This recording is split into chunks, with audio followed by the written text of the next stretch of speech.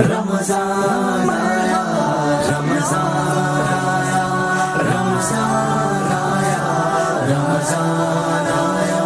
رمضان آیا، رمضان آیا، رمضان آیا،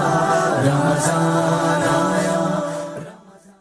مدنی چینل کے ناظرین، اللہ تبارک و تعالیٰ نے اس کائنات کو خلق فرمایا ہے، پیدا فرمایا ہے، اور اس میں اپنی وحدانیت اور اپنے وجود اور اپنی قدرت اور سلطنت کی کئی دلیلیں قائم فرمائی ہیں۔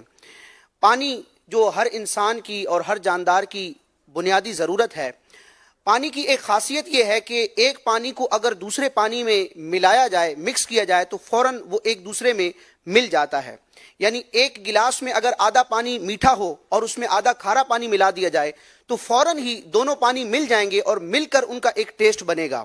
ایسا نہیں ہو سکتا کہ ایک ظرف میں، ایک برتن میں، ایک گلاس میں یا ایک جگ میں دو طرح کے پانی ملائے جائیں اور ان کا رنگ اور ان کا ذائقہ الگ الگ رہے۔ وہ مل جائے گا، لیکن اللہ تبارک و تعالیٰ نے اس کائنات میں اپنی قدرت کا ایک ایسا مظہر بھی، ایسا شاہکار بھی بنایا ہے کہ رب تبارک و تعالیٰ کی قدرت سے جو سمندر بہہ رہے ہیں، ان سمندروں میں دو سمندر ایسے ہیں کہ بظاہر ان کا ذائقہ اور ان کی طبیعت مختلف ہے، اور بظاہر ان میں کوئی بیریئر نہیں ہے، کوئی آڑ اور کوئی پردہ، کوئی رکاوٹ نہیں ہے۔ اس کے باوجود وہ دونوں سمندر بظاہر ملے ہوئے نظر آتے ہیں، لیکن ان کا پانی ایک دوسرے میں مکس نہیں ہوتا۔ دونوں کا ذائقہ جدا جدا رہتا ہے، ایک میٹھا رہتا ہے اور ایک کھارا رہتا ہے۔ اہل عقل کو یہ نظارہ اور یہ منظر دعوت دیتا ہے کہ کوئی تو ہے جو نظام ہستی چلا رہا ہے، وہی خدا ہے۔ سائنس نے آج بڑی تحقیقات کی ہیں اور کئی سائنسدانوں نے اس مطلوبہ مقام کو بھی پایا اور اپنی تحقیقات کے مطابق اس کو ریویل بھی کیا، لیکن قرآن مجید برہان رشید نے 1400 سال پہلے اس بات کو بیان کر دیا تھا کہ رب تبارک و تعالیٰ وہ ہے جو دو ایسے سمندروں کو جاری فرماتا ہے جو بظاہر ملے ہوئے نظر آتے ہیں، لیکن ان کا پانی ایک دوسرے سے جدا ہوتا ہے۔ چنانچہ